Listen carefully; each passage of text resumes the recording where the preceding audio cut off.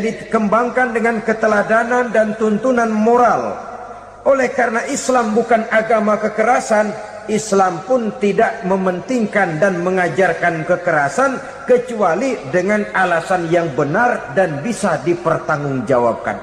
Membunuh dengan sengaja, menghilangkan nyawa orang lain tanpa alasan yang bisa dibenarkan adalah merupakan dosa besar dan satu di antara 7 perkara yang bisa mendatangkan kerusakan dalam kehidupan dan yang hendaknya harus kita jauhi.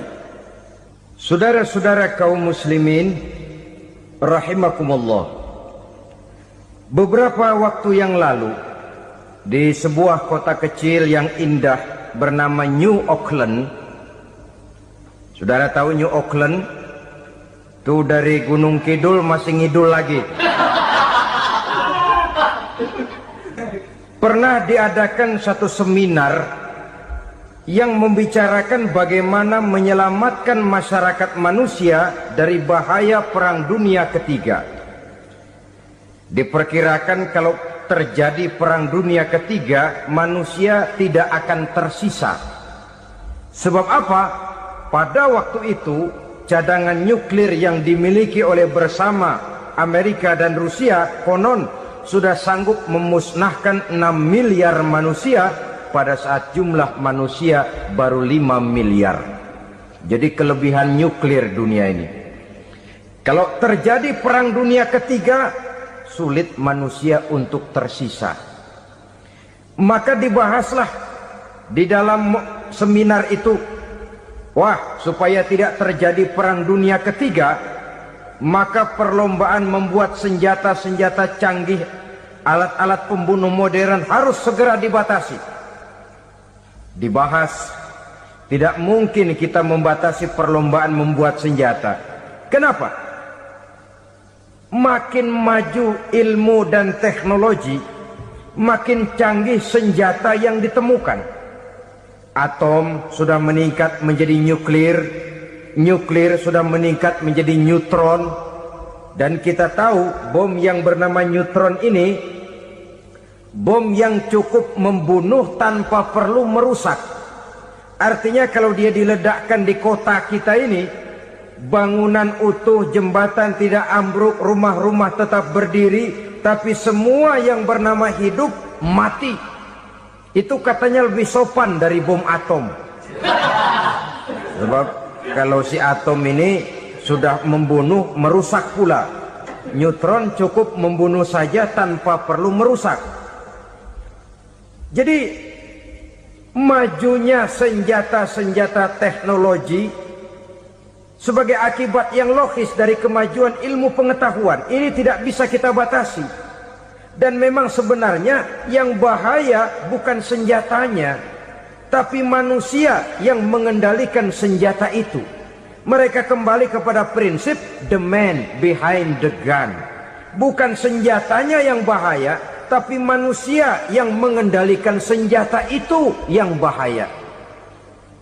Walaupun senjatanya modern, katakanlah model M16 umpamanya, kalau yang mengendalikannya orang beriman, insya Allah aman.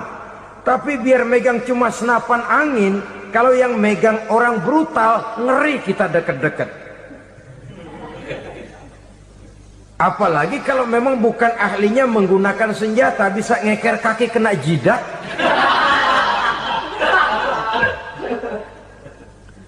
Mereka kembali kepada prinsip lama yang tetap baru. Bukan senjatanya yang harus dibatasi, manusia yang mengendalikan senjata itu yang perlu dibicarakan. Nah, kalau begitu, agar manusia tidak mempergunakan senjata sewenang-wenang, apa yang harus kita lakukan? Ya, manusianya harus bermoral. Ya, tapi moral yang mana? Di dunia ini banyak ajaran tentang moral. Itu pun mudah saja. Di sini kan kita undang saja ahli dari berbagai agama untuk membicarakan konsep perdamaian menurut agamanya masing-masing. Baik, setuju itu, setuju. Maka tampillah para ahli agama, mereka kembali kepada prinsip moral daripada konsep yang terkandung di dalam ajaran agama untuk menegakkan perdamaian.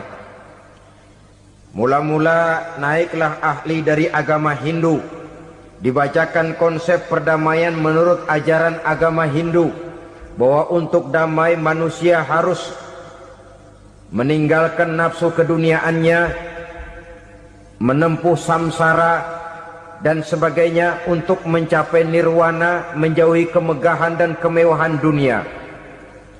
Ini lalu dibahas, rasanya juga tidak mungkin ini. Kemudian dari agama Nasrani, bahwa untuk damai manusia harus menciptakan sifat kasih sayang. Kalau ditampar pipi kiri, berikan pipi yang kanan. Kalau diberikan selendang, berikan baju. Nanti orang kasihan, lalu dia tidak akan nampar lagi. Ketika ini dibahas, ternyata rasanya pun tidak mungkin bisa diterima. Karena apa? Di zaman sekarang orang ditampar pipi kiri, dikasih pipi kanan, bukan kasihan, gemes.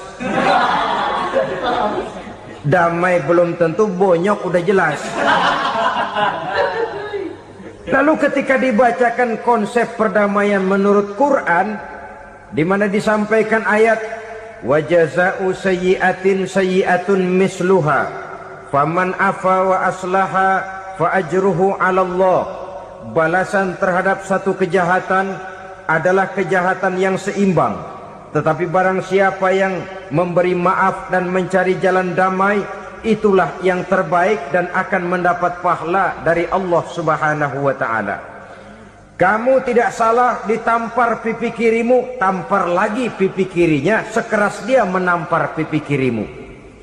Nanti orang tidak mau menampar kita karena dia tahu kalau dia tampar kita, dia akan menderita tamparan sekeras dia menampar kita.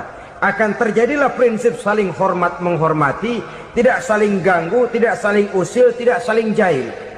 Atas dasar ini perdamaian bisa ditegakkan. Mereka bisa menerima konsep ini, tapi kemudian seminar ditutup tanpa satu keputusan resmi.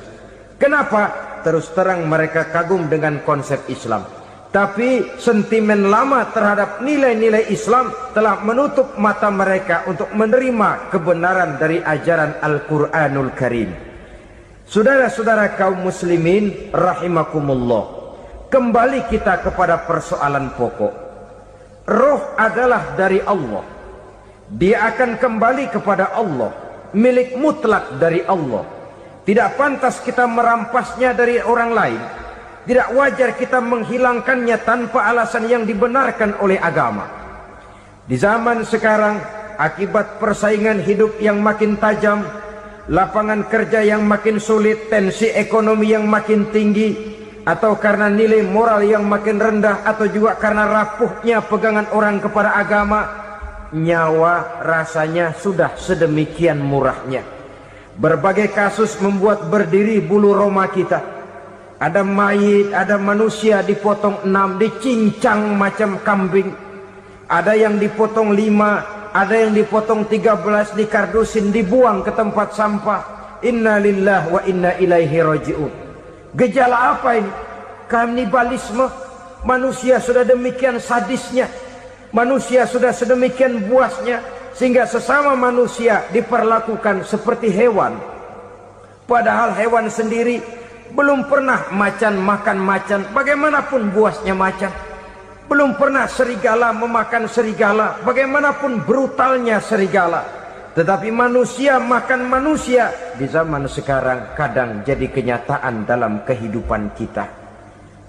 Kadang persoalannya remeh saja, soal uang 200 perak, pisau bicara, nyawa melayang. Soal rokok sebatang, celurit bicara, nyawa melayang. Soal-soal yang sama sekali tidak prinsip, begitu mudah kita menghilangkan nyawa orang lain.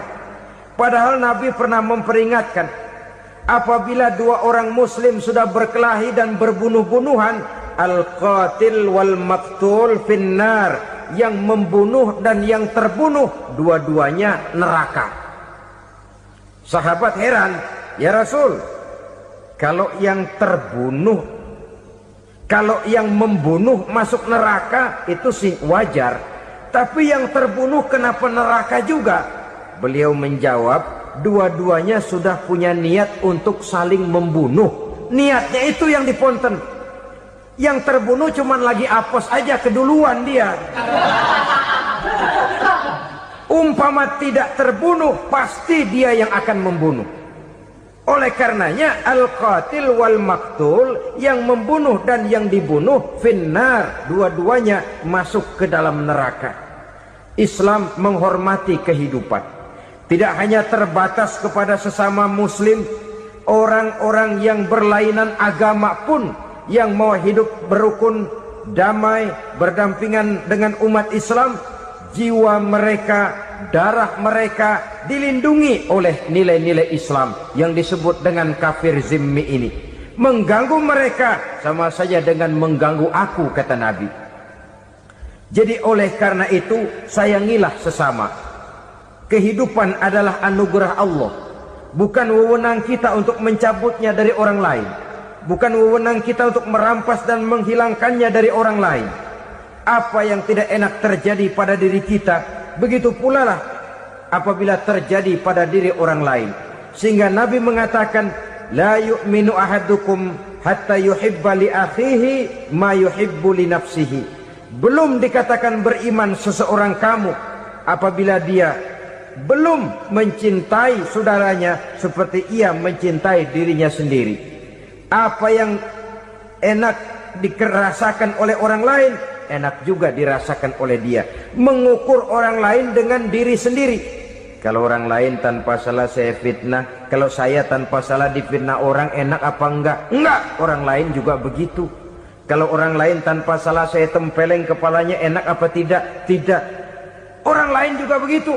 Yang tidak enak terjadi pada diri kita, tentu tidak enak juga kalau terjadi pada orang lain. Mengukur orang lain dengan diri sendiri, sehingga tidak timbul sifat egois, tidak menari di atas bangkai orang lain, tidak mendirikan kebahagiaan di atas untayan air mata orang lain. Sehingga dengan demikian saudara-saudara, dia bisa menghormati kehidupan, menghormati orang lain sebagaimana dia ingin dihormati. Untuk menghancurkan nilai-nilai iman, dibanjiri kita dengan paham-paham yang merusak dan mendangkalkan akidah. Baik ia bernama materialisme, baik ia bernama sekularisme, baik ia bernama banjirnya maksiat dan munkarat, baik ia bernama banjirnya peradaban dan kebudayaan yang menghancurkan moral daripada anak-anak kita. Sedikit demi sedikit melenturkan dan melunturkan nilai-nilai keimanan kita, untuk kemudian pada waktunya nilai iman itu akan bertukar dan berganti menjadi nilai syirik kepada Allah Subhanahu wa ta'ala. Atau pada sisi lain, menjadikan yang selain Allah sebagai tujuan akhir daripada kehidupan kita. Sedangkan kita sama-sama maklum bahwa di dalam pandangan agama Islam, dosa yang tidak berampun, dosa yang terbesar, termasuk dalam kategori bapak moyangnya dosa, tidak lain adalah syirik, yakni menyekutukan Allah Subhanahu wa ta'ala. Pola penghancuran iman ini memang berstrategi. Ditawarkan kita kepada paham materialisme, paham kebendaan, di mana otak menempati urutan sebagai ranking pertama, Tuhan jatuh pada urutan kedua. Lalu menyusul kepada paham sekularisme, Allah dipisahkan dari seluruh kegiatan hidup ini, untuk pada gilirannya menjadikan yang selain Allah sebagai tujuan akhir daripada seluruh kegiatan hidup kita. Oleh karenanya, kewajiban menjaga nilai-nilai iman ini merupakan kewajiban yang mulia tetapi berat, tidak hanya untuk kita, tetapi juga bagaimana mewariskannya kepada anak-anak kita, generasi yang akan datang. Orang-orang tua bijaksana yang diceritakan di dalam Al-Quran, kalau sudah berpikir tentang anak-anaknya, pertanyaan yang paling mereka risaukan ialah, ma ta'buduna min ba'di. Anakku, kalau pada satu saat aku, ayahmu sudah tidak ada lagi di dunia ini, meninggalkan kamu semua, ma ta'buduna min ba'di, apa yang akan kamu sembah nak? Jikalau sekarang ayahmu masih mau ke masjid, masih mau melakukan ruku' dan sujud, masih beribadah menyembah Allah Subhanahu wa ta'ala, kalau orang tuamu sudah tidak ada, ma ta'buduna min ba'di, masihkah engkau mau datang ke masjid? Masihkah engkau mau ruku' dan sujud? Masihkah engkau mau menyembah Allah Subhanahu wa ta'ala? Pertanyaan ini yang dipikirkan oleh Nabi Yakub kepada putra-putranya. Pertanyaan ini yang diteruskan oleh Nabi Ibrahim kepada anak-anaknya. Pertanyaan ini yang diwariskan oleh generasi ulama salafus saleh kepada para generasi berikutnya. Bagaimana kita generasi sekarang? Kita orang-orang tua sekarang bukan berfikir ma ta'buduna min ba'di, malah yang kita fikirkan ma ta'kuluna min ba'di. Kalau bapak tidak ada nanti kamu makan apa nak? Perkara kamu nyembah apa urusan nomor 18. Yang penting kamu nanti hidup bisa makan nak.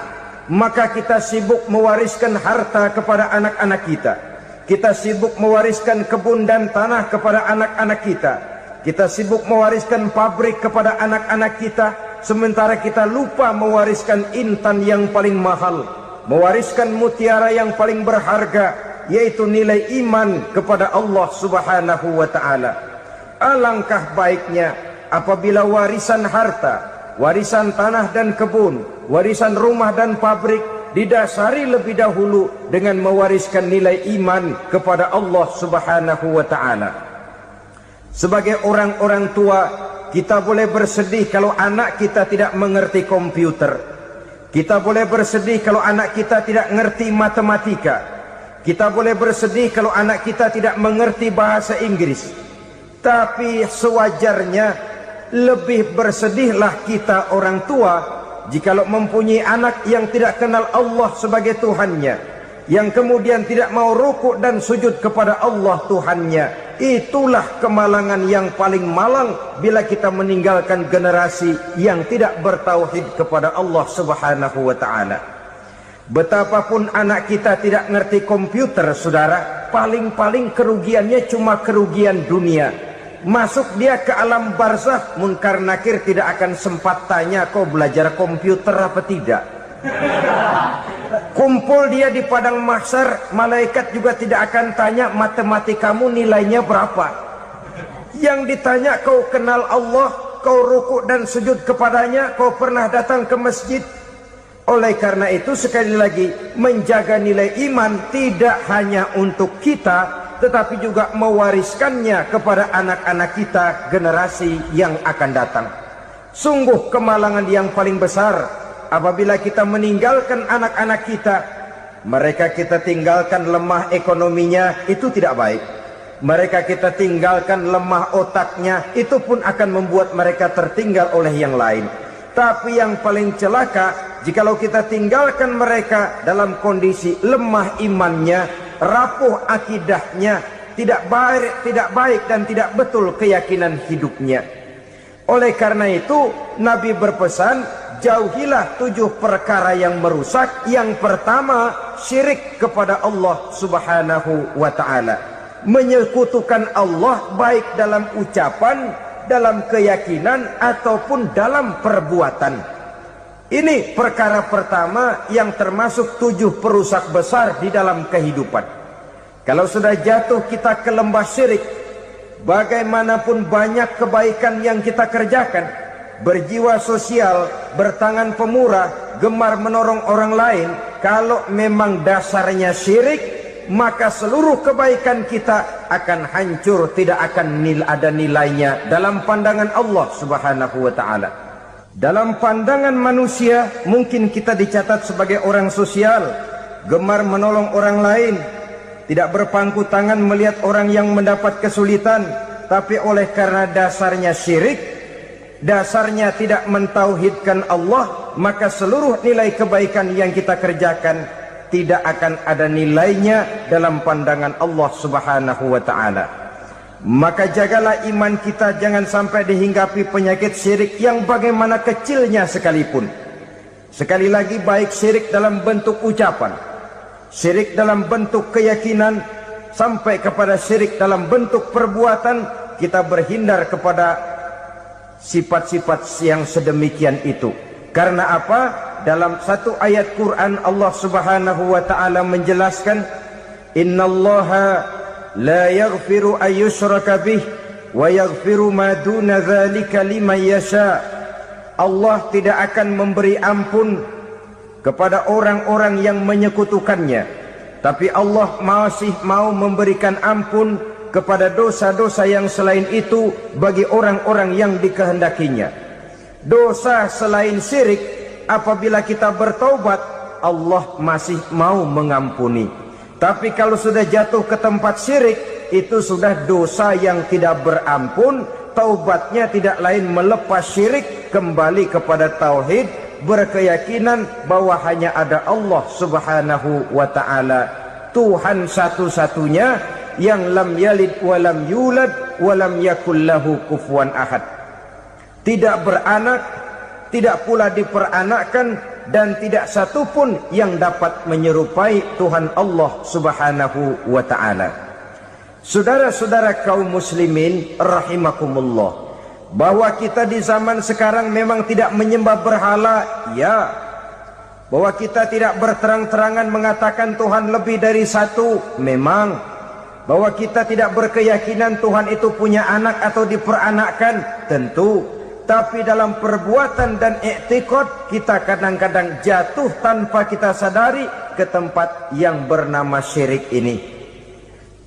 Oleh karenanya, di zaman di mana teknologi makin canggih, di mana kemajuan pembangunan makin menjangkau berbagai aspek kehidupan, diperlukan keseimbangan antara kemajuan fisik material dengan kemajuan mental spiritual. Apabila tidak ada keseimbangan, yang terwujud tentulah kepincangan, yang diawali dengan pincangnya cara kita berpikir, sehingga pada akhirnya akan mengarah kepada pincangnya cara kita berbuat dan bertindak di dalam kehidupan kita. Oleh karena itu, Nabi berpesan, jauhilah sifat syirik, karena syirik merupakan dosa yang teramat besar. Ini sifat merusak yang pertama.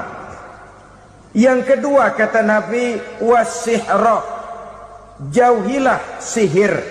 Sihir ini juga termasuk perkara yang merusak kehidupan. Kita semua sama-sama maklum bahwa sihir sebenarnya bukan persoalan baru. Sejak sebelum datang Islam, sihir itu sudah ada. Di zaman Yunani kuno, sihir ada. Di zaman Mesir kuno, di zaman Cina kuno, dan yang lain-lain yang serba kuno, sihir itu sudah ada. Bahkan para nabi pun, para rasul yang diutus oleh Allah Subhanahu wa taala, senantiasa berhadapan dengan ahli-ahli sihir untuk menguji kebenaran dari misi yang mereka bawa.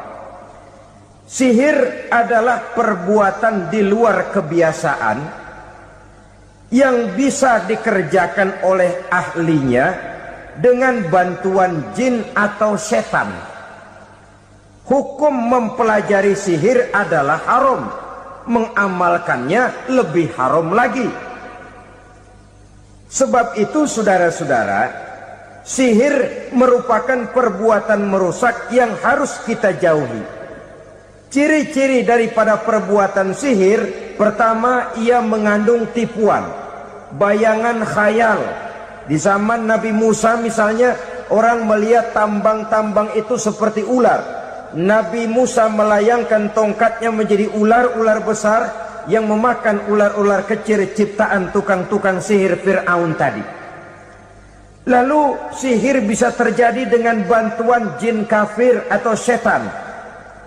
Kemudian ciri yang ketiga, sifatnya halus dan tersembunyi. Taruh kata ada seorang ahli sihir yang mempergunakan ayat-ayat Quran sebagai jompa jampe, sebagai baca-bacaan, itu cuma sekedar kedok. Tujuannya tidak lain menjadikan agama sebagai ketok untuk membenarkan cara yang dimurkai oleh Allah Subhanahu wa ta'ala. Satu hadis yang diriwayatkan oleh Imam Bazar dan Tabrani, Nabi berpesan, "Laisa minna man tatayyara lahu au takahhana au tukuhhina lahu au sahira lahu." Tidak termasuk ke dalam golonganku, kata Nabi. Tidak termasuk umatku. Siapa mereka? Man tatayyara lahu, orang yang bertatoyur. Apa tatoyur itu? Dari kalimat toyaro, artinya terbang. Toir biasa diartikan dengan burung. Tatoyaro percaya kepada suara-suara burung. Man tatayyara lahu, mempercayai, meyakini dengan benar-benar kepada suara beburungan. Kan suka ada itu, nah bunyi burung tuh, maling liwat. Maling liwat. Burung bunyi, maling liwat. Itu termasuk tatayyara lahu, percaya kepada suara burung. Kan aneh kalau suara orang nggak dipercaya, suara burung malah dipercaya. Ada ustadz ceramah, kiai ngaji, nggak mau didengerin, burung dengerin bener. Nah, suaranya dari sebelah mana? Belah kulon. Nah, itu tandanya ano. Habis dihitung-hitung. Itu termasuk tatayyara lahu.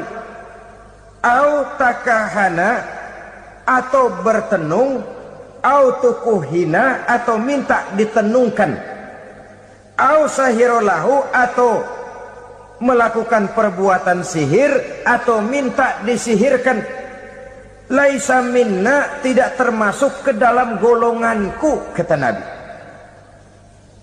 Sehingga dengan demikian saudara-saudara, menghadapi sihir dengan sihir sekalipun termasuk perbuatan yang tidak diajarkan oleh agama.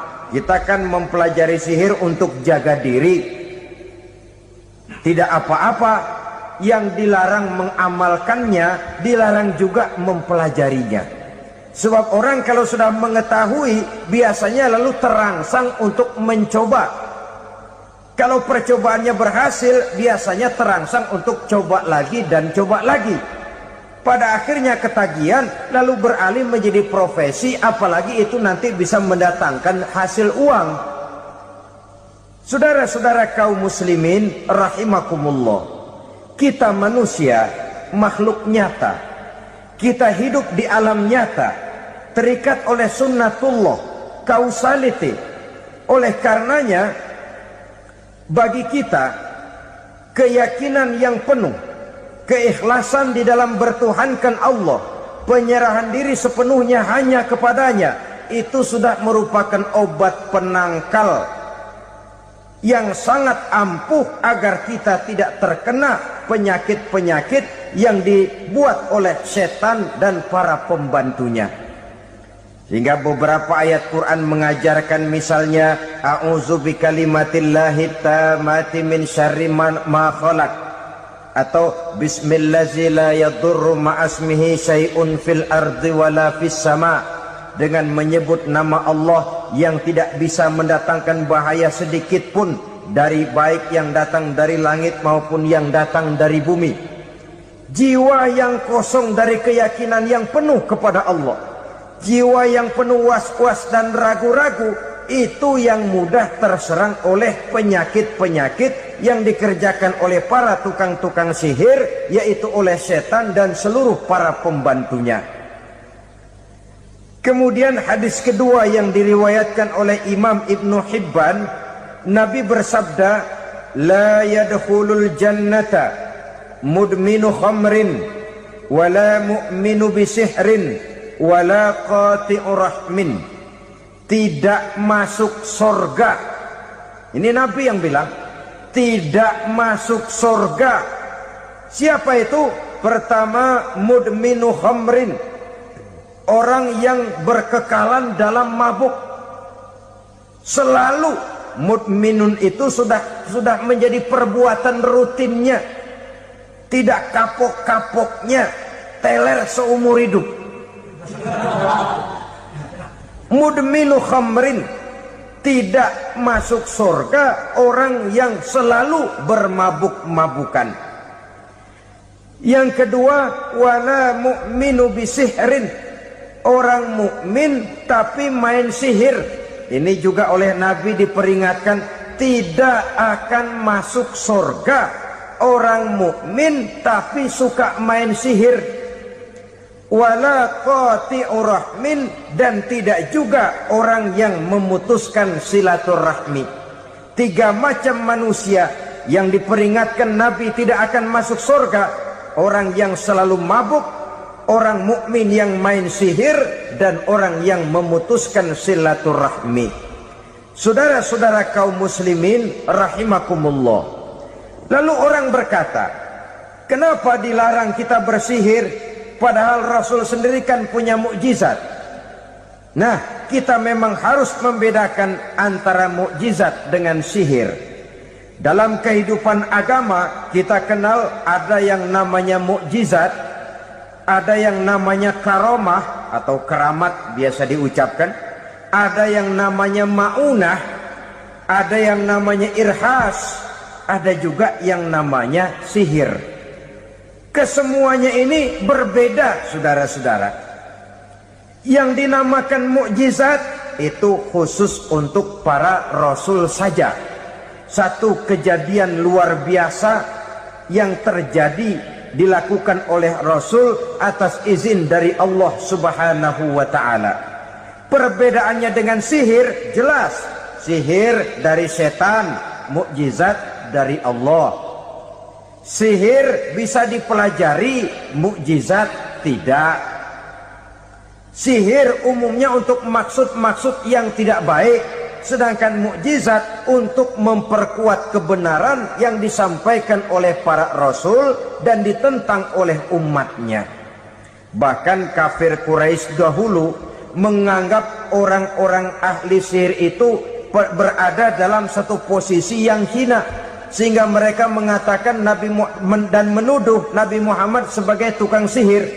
Tuduhan sebagai tukang sihir adalah tuduhan yang sangat aib dan hina. Di tengah masyarakat kufar jahiliyah, kedudukan tukang sihir dipandang sebagai kedudukan yang hina, sehingga mereka mengejek Nabi dengan sebutan tukang sihir. Jadi mukjizat hanya untuk Rasul saja. Kemudian karomah. Karomah ini asal kata dari karomah, kehormatan, kemuliaan yang diberikan Allah kepada hamba-hambanya yang rajin mendekatkan diri kepadanya. Oleh karena ketekunannya melaksanakan ibadah, Allah memberikan keistimewaan kepada orang itu, yang dengan keistimewaannya dia bisa mengerjakan yang tidak bisa dikerjakan oleh orang lain.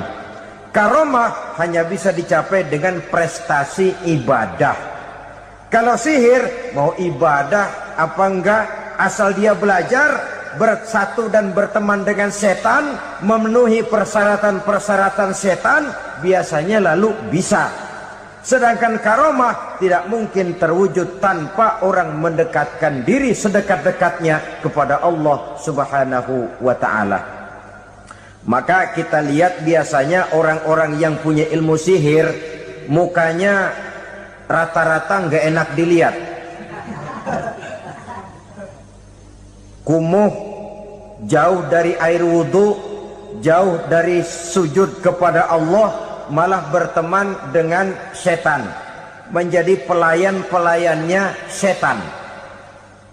Saudara-saudara, adapun maunah, keistimewaan yang diberikan Allah kepada hamba-hambanya yang belum sampai kepada tingkat wali, tapi orang itu lebih banyak kebaikannya daripada kesalahannya.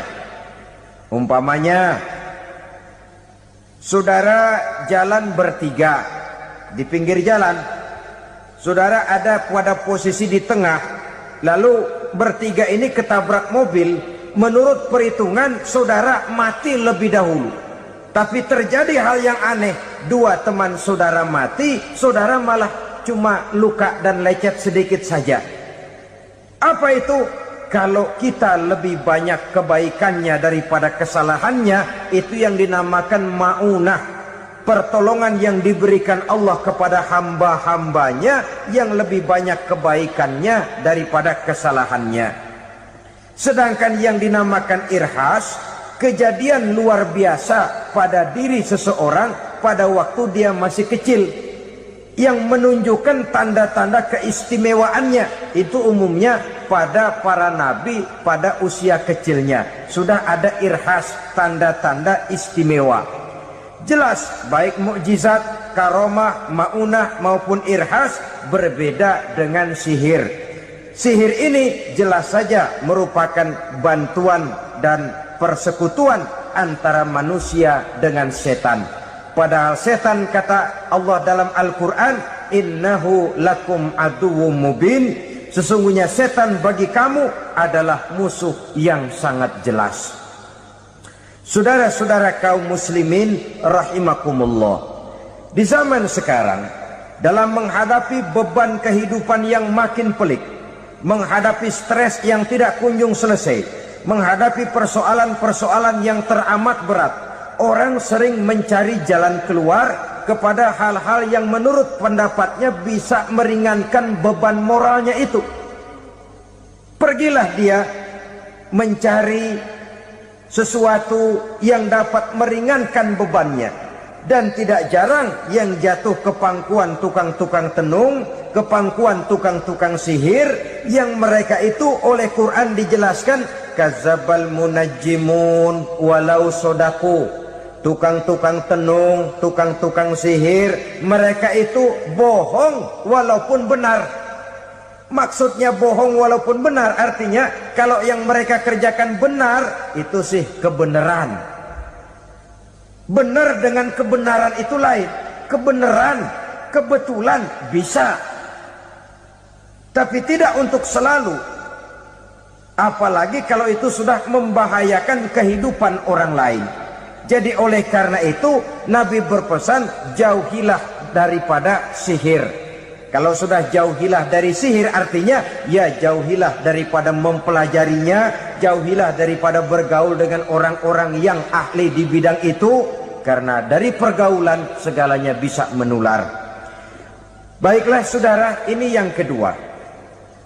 Yang ketiga pesan Nabi, wa qatlan nafsil lati harramallahu illa bil haq, membunuh orang lain dengan cara yang tidak benar, membunuh orang yang diharamkan oleh Allah Subhanahu wa taala untuk melakukannya kecuali dengan alasan yang benar. Kita tahu Islam adalah agama damai, sesuai dengan namanya. Ia tidak dikembangkan dengan pedang dan kekerasan. Ia dikembangkan dengan keteladanan dan tuntunan moral. Oleh karena Islam bukan agama kekerasan, Islam pun tidak mementingkan dan mengajarkan kekerasan kecuali dengan alasan yang benar dan bisa dipertanggungjawabkan. Membunuh dengan sengaja, menghilangkan nyawa orang lain tanpa alasan yang bisa dibenarkan adalah merupakan dosa besar dan satu di antara 7 perkara yang bisa mendatangkan kerusakan dalam kehidupan dan yang hendaknya harus kita jauhi. Saudara-saudara kaum muslimin rahimakumullah, beberapa waktu yang lalu di sebuah kota kecil yang indah bernama New Auckland. Saudara tahu New Auckland? Tuh dari Gunung Kidul masih ngidul lagi. Pernah diadakan satu seminar yang membicarakan bagaimana menyelamatkan masyarakat manusia dari bahaya Perang Dunia Ketiga. Diperkirakan kalau terjadi Perang Dunia Ketiga, manusia tidak akan tersisa. Sebab apa? Pada waktu itu cadangan nuklir yang dimiliki oleh bersama Amerika dan Rusia konon sudah sanggup memusnahkan 6 miliar manusia pada saat jumlah manusia baru 5 miliar. Jadi kelebihan nuklir dunia ini. Kalau terjadi perang dunia ketiga, sulit manusia untuk tersisa.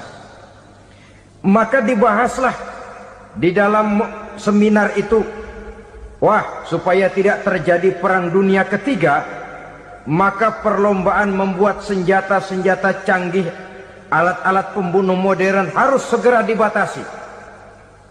Dibahas, tidak mungkin kita membatasi perlombaan membuat senjata. Kenapa?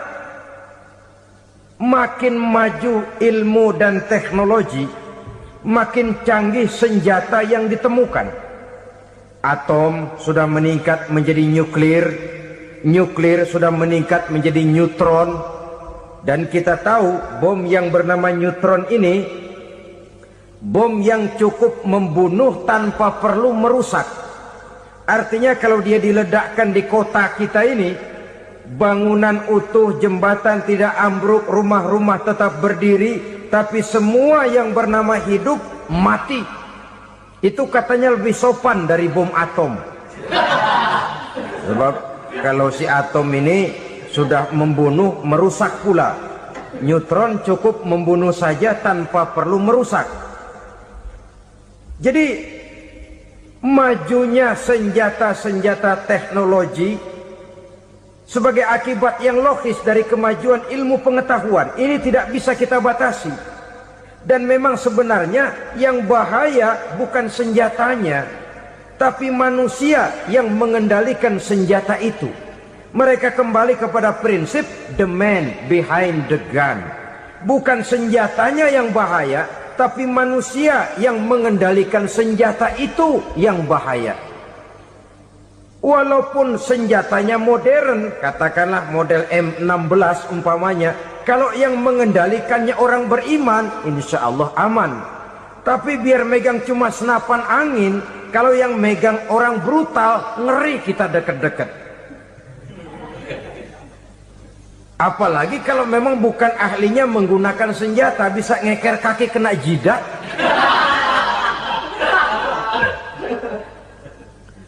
Mereka kembali kepada prinsip lama yang tetap baru, bukan senjatanya yang harus dibatasi, manusia yang mengendalikan senjata itu yang perlu dibicarakan. Nah, kalau begitu, agar manusia tidak mempergunakan senjata sewenang-wenang, apa yang harus kita lakukan?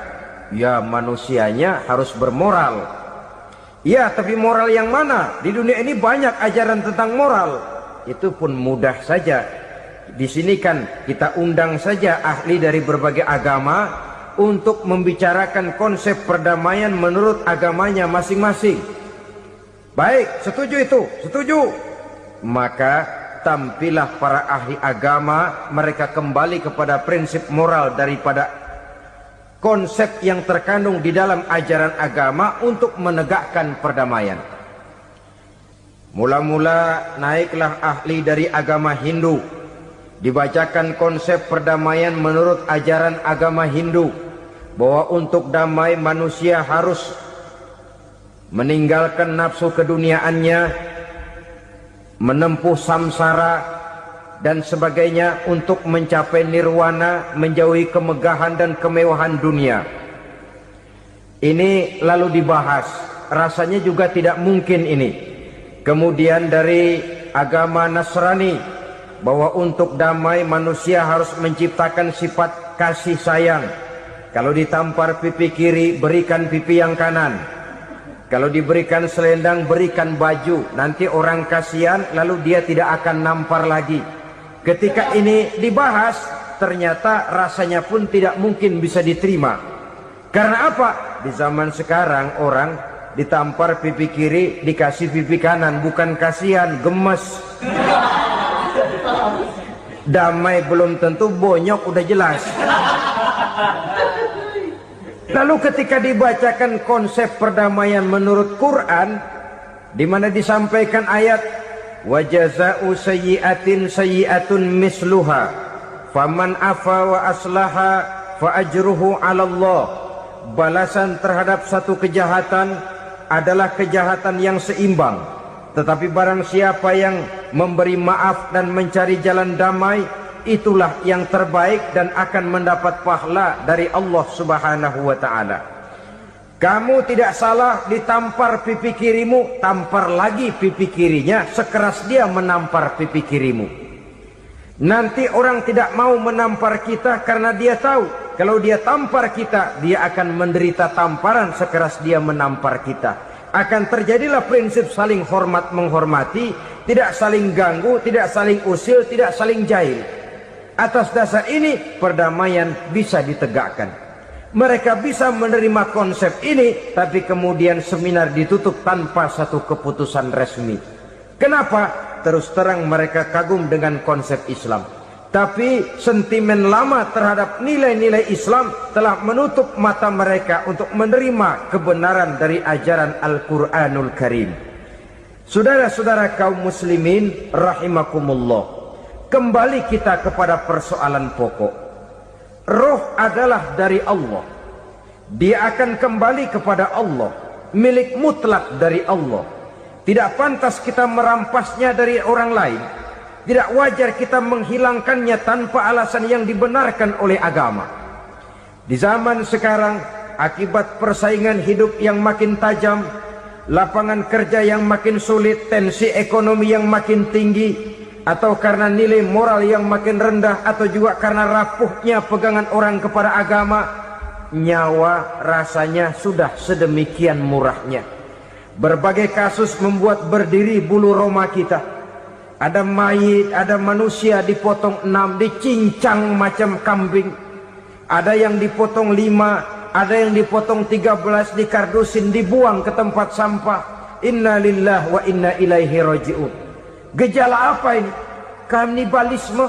Manusia sudah demikian sadisnya, manusia sudah sedemikian buasnya, sehingga sesama manusia diperlakukan seperti hewan.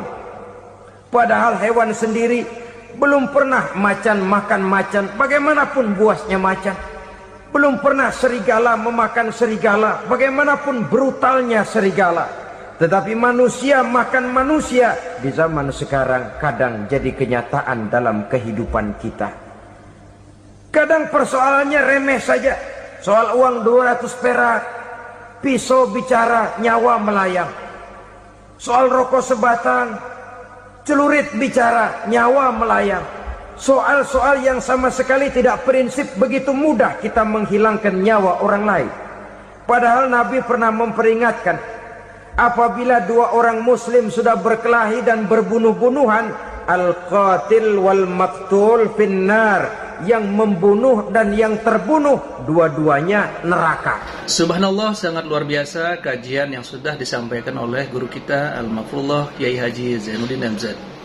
Sahabat beriman yang dimuliakan Allah, tetaplah di channel ini karena kajian ini belum selesai, karena masih banyak lagi hal-hal menarik yang akan disampaikan oleh beliau. Tetaplah di channel ini dan mari kita lanjutkan kembali. Selamat mendengarkan. Sahabat heran, ya Rasul, kalau yang terbunuh, kalau yang membunuh masuk neraka itu sih wajar, tapi yang terbunuh kenapa neraka juga? Beliau menjawab, dua-duanya sudah punya niat untuk saling membunuh. Niatnya itu yang diponten.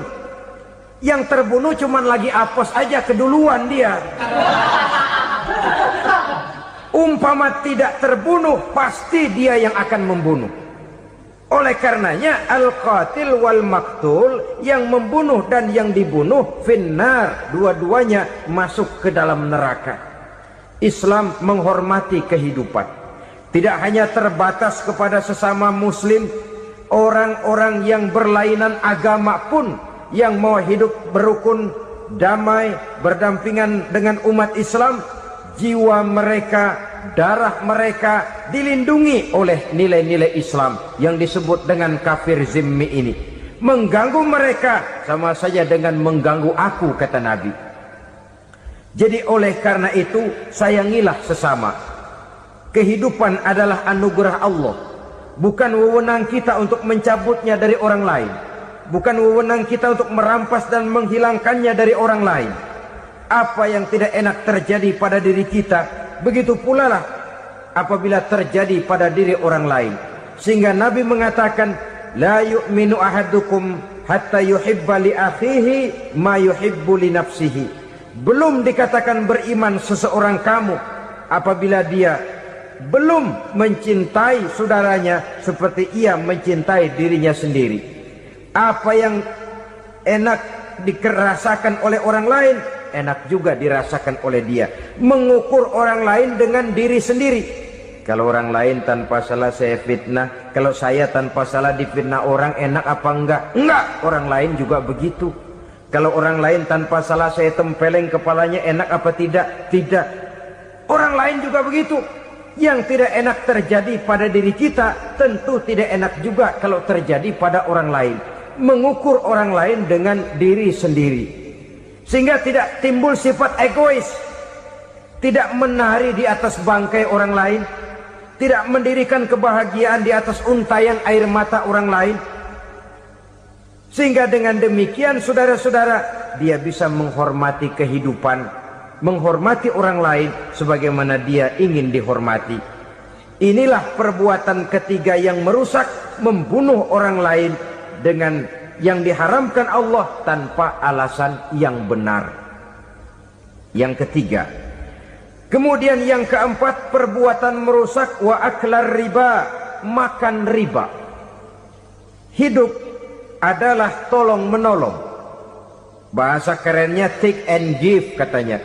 Saling memberi dan saling menerima. Nabi mengajarkan man kuraba kurbatan min kurabid dunia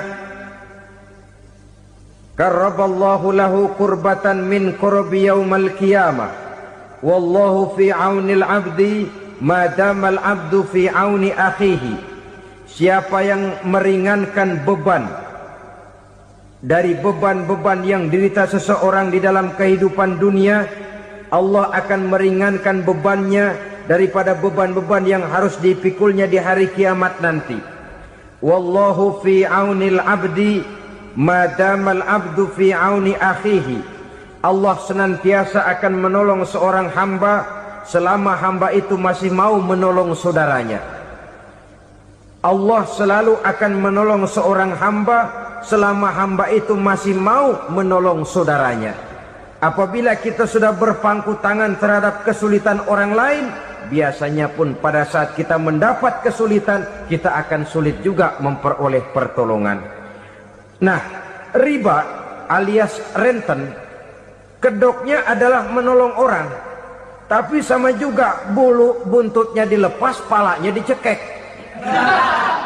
Menolong orang pada akhirnya menjadi beban bagi seseorang, dan memang mencari orang-orang yang berada dalam posisi kesulitan.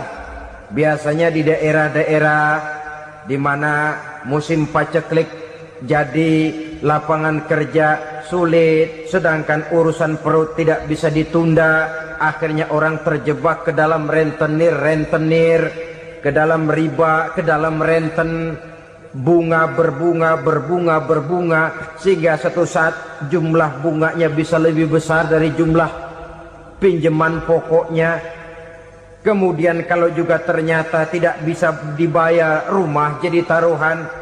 Memang rumah satu-satunya, begitu rumah ditarik mulain camping. Bukankah pada akhirnya akan mewariskan kesengsaraan? Oleh karena itu, kepada kita berusahalah jangan berhubungan dengan rentenir, jangan makan renten dan riba. Kepada mereka yang melaksanakan riba, walaupun mendatangkan keuntungan materi, tapi percayalah harta yang didapat dengan jalan riba tidak akan membawa keberkahan. Manakala tidak membawa keberkahan, dia tidak akan mendatangkan ketenangan di dalam kehidupan kita.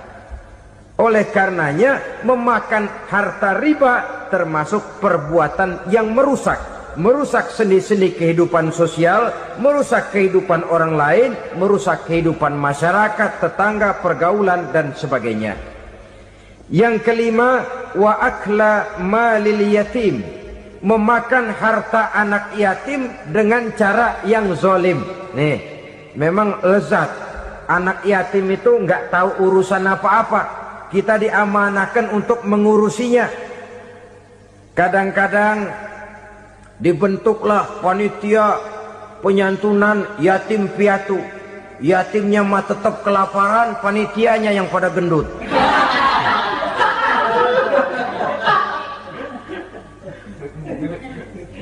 Padahal memakan harta anak yatim termasuk perbuatan dosa besar, dan menjantuni yatim merupakan perbuatan mulia. Nabi mengatakan, ana wa kafilul yatim kahataini yaumal qiyamah. Aku dan orang-orang yang menyantuni anak yatim seperti dua jari ini pada hari kiamat nanti. Dekat sekali. Jikalau ingin di hari akhir nanti dekat dengan Rasul, bersahabatlah dengan anak-anak yatim. Jadilah pengurus anak-anak yatim. Bangunlah panti-panti asuhan yatim. Pada saat bapak ibunya meninggal, kitalah yang menjadi orang tuanya. Bahkan sedemikian besar perhatian Islam terhadap anak-anak yatim ini, sehingga Quran memberikan peringatan, ara'aital ladzi yukadzibu bid-din fadzalikal ladzi yad'ul yatim wa la yahuddu ala ta'amil miskin. Tahukah kamu siapa orang yang mendustakan agama, beragama tapi dianggap dusta, salatnya dusta, puasanya dusta karena agamanya sudah berdusta. Siapa mereka? Fadzalikal ladzi yad'ul yatim, orang yang menyia-nyiakan anak yatim, wala yahuddu ala ta'amil miskin, dan tidak pernah memberi makan kepada orang-orang yang menderita kemiskinan. Menyia-nyiakan, meninggalkan anak yatim termasuk perbuatan yang divonis kita sebagai orang yang mendustakan agama. Saudara-saudara kaum muslimin rahimakumullah, maka sangat dicela mengeksploitir anak-anak yatim, menjadikan mereka sebagai kedok untuk mencari kekayaan pribadi. Tetapi jikalau ikhlas, ganjarannya sangat besar, nilai pahalanya sangat besar. Menyantuni yatim tidak hanya setahun sekali. Kalau Muharram pakai istilah lebaran yatim, dibentuklah panitia, diberilah beras, uang 45.000 rupiah, alhamdulillah. Tapi jangan lupa, si yatim tidak hidup cuma satu hari. Dia tidak hidup cuma di bulan Muharram saja. Dia hidup 12 bulan dalam setahun. Sebagaimana anak-anak yang lain, dia juga berhak punya masa depan. Dia juga berhak menikmati bangku sekolah. Dia berhak mengenyam arti dan makna pendidikan. Dia berhak membekali diri dengan ilmu dan pengetahuan, seperti halnya anak-anak yang lain. Maka kita yang diberikan keluasan oleh Allah, ingatlah itu, bersahabatlah dengan anak-anak yatim, santuni mereka. Perkara setahun sekali di bulan Muharram, alhamdulillah, itu bagus, bin Thayyib alias baik. Tapi tentu dan tentu sekali lagi, si yatim tidak hanya hidup di bulan Muharram. Dia hidup 12 bulan dalam setahun, 24 jam di dalam sehari. Oleh karenanya, menyia-nyiakan mereka pada saat posisi kita memang mampu akan memojokkan kita dalam satu posisi di mana kita dianggap sebagai orang yang mendustakan agama, memakan harta anak yatim dengan cara yang zolim. Bapaknya udah meninggal, kebunnya lebar, anaknya dikelecehin. Nah, dah kamu nggak usah pusing, nanti saya yang ngurus. Akhirnya bukan ngurus, nguras. Si yatim mungkin tidak tahu bahwa dia disia-siakan, haknya diambil, miliknya dizalimi.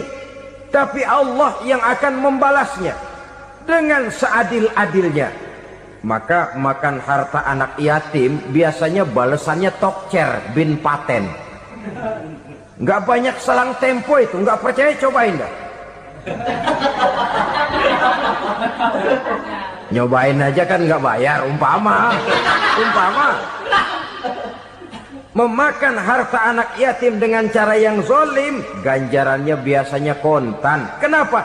Ratapan si miskin, untayan air matanya, jeritan kepedihan hatinya, membuka pintu langit, permohonannya diijabah, getaran hatinya didengarkan oleh Allah, maka balasannya biasanya kontan, spontan, tidak menunggu waktu terlalu lama. Itu di dunia, belum lagi di akhirat nanti. Bukankah dalam riwayat Mi'raj diceritakan Nabi melihat di neraka itu orang perutnya sebesar rumah. La haula wala quwata. Itu perut kayak rumah, bagaimana jalannya tuh orang? Dan memang gak jalan, diseret-seret oleh malaikat di neraka itu. Hancur perutnya, amburadul itu perut. Berantakan isinya, dibulatkan lagi, diseret lagi, hancur lagi, dibulatkan lagi. Sampai Nabi tanya, orang itu begitu berat siksanya kenapa ya Jibril? Itu Muhammad, waktu di dunia dulu rakus banget makan harta anak yatim. Begitu vonisnya, begitu menyedihkan nasibnya di akhirat. Tapi di dunia pun ketidakberkahan itu sudah membayangi kehidupannya. Oleh karena itu, kepada saudara-saudara yang mendapat titipan anak yatim, berbahagialah, karena semulia-mulia rumah adalah rumah yang di dalamnya ada anak yatim yang disantuni. Sehina-hina rumah adalah rumah di mana di dalamnya ada anak yatim yang disia-siakan. Begitu kata Nabi kita. Rumah yang paling mulia dalam pandangan Allah, rumah yang di dalamnya ada anak yatim yang disantuni. Rumah yang paling hina dalam pandangan Allah, rumah yang di dalamnya ada anak yatim yang nasibnya disia-siakan. Berbahagialah saudara apabila menjadi penyantun anak-anak yatim, pelindung mereka, sehingga mereka mempunyai masa depan sebagaimana anak-anak lainnya. Rasulullah sendiri sedemikian peka terhadap keadaan anak-anak yatim, karena beliau sendiri memang mengalami. Umur 6 bulan dalam kandungan ibu, beliau sudah ditinggalkan oleh ayahnya. Pada saat berusia 6 tahun, ibu sudah meninggal. Yatim piatu dalam usia di mana beliau sedang perlu belas kasih seorang ibu dan pengertian seorang bapa. Kepekaan itu lalu timbul, bahkan kemudian sampai kepada beliau berkata, aku dan orang yang menyantuni anak yatim seperti jari tengah dan jari telunjuk di hari akhirat nanti. Sedemikian dekatnya.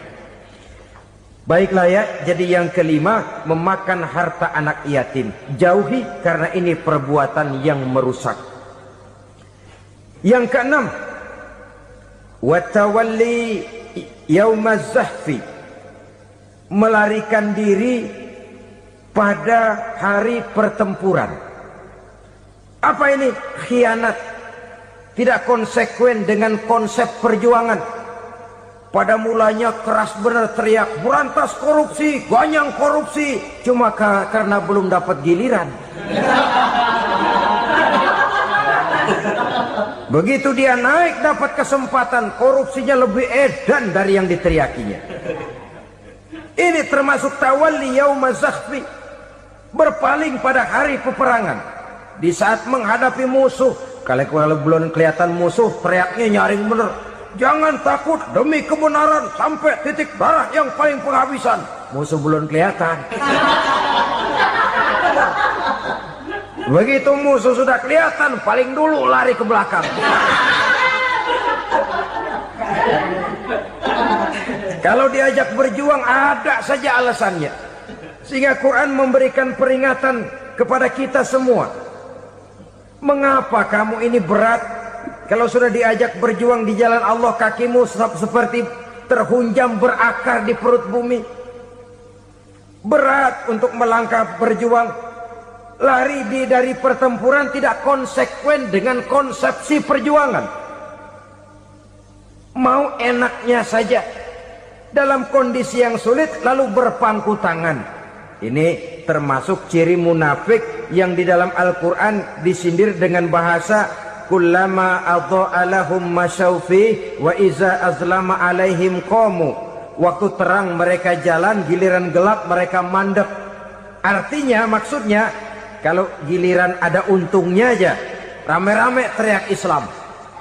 Tapi begitu diminta berjuang, dituntut berkorban, rame-rame mundur.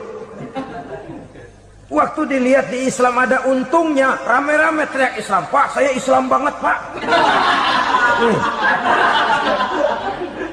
KTP saya Islam, Pak.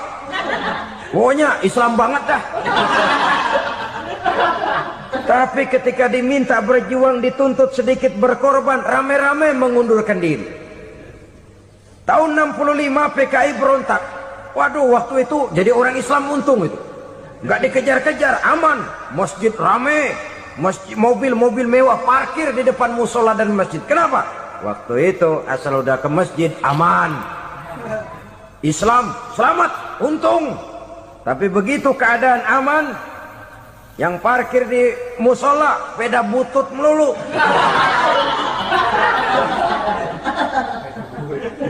Waktu terang mereka jalan, waktu gelap mereka berhenti. Dikala di Islam ada untungnya, baru wah Islam bagus, Islam hebat. Tapi waktu dilihat ada kerugian, jangan bawa-bawa Islam dah. Jangan bicara soal Islam, ini kan bukan soal agama. Bukan soal agama. La haula wa la quwata illa billah. Beragama kita ambil talfik fid din, mengambil yang enteng-enteng saja dalam urusan beragama ini. Tidak konsekuen kita dengan Islam kita. Seolah kita mau memilih mana yang terasa cocok sama selera kita, kita teriak Islam. Beratan aja dikit, rame-rame berpaling. Itu termasuk tawalli yaumaz zahfi, para pengkhianat mental-mental hipokrit. Alhamdulillahirrabbilalamin. Demikian kajian penuh ilmu, hikmah dan manfaat yang sudah disampaikan oleh guru kita Al-Mafrullah Kiai Haji Zainuddin MZ. Sahabat beriman yang dirahmati Allah, mari kita doakan guru kita, semoga beliau diampuni segala dosa-dosanya dan dilapangkan kuburnya. Dan buat sahabat semua yang sudah menyimak tausiah ini sampai selesai, saya ucapkan terima kasih banyak. Doa dan harapan saya semoga sahabat semua selalu diberikan kesehatan, dimudahkan segala urusannya dan dilancarkan rezekinya. Amin ya rabbal alamin. Demikian yang dapat saya bagikan, kurang lebihnya mohon maaf. Wabillahi taufiq wal hidayah wa ridha wal inayah. Wassalamualaikum warahmatullahi wabarakatuh. Setelah kita mendengarkan bersama kajian yang sangat luar biasa dari guru kita Al-Mafrullah Kiai Haji Zainuddin MZ, sekarang mari kita lanjutkan aktivitas kita masing-masing. Buat sahabat semua, saya ucapkan selamat beraktivitas, semoga sukses selalu, sampai bertemu lagi di kajian berikutnya. Wassalamualaikum warahmatullahi wabarakatuh. Bismillahirrahmanirrahim. Assalamualaikum warahmatullahi wabarakatuh. Alhamdulillah.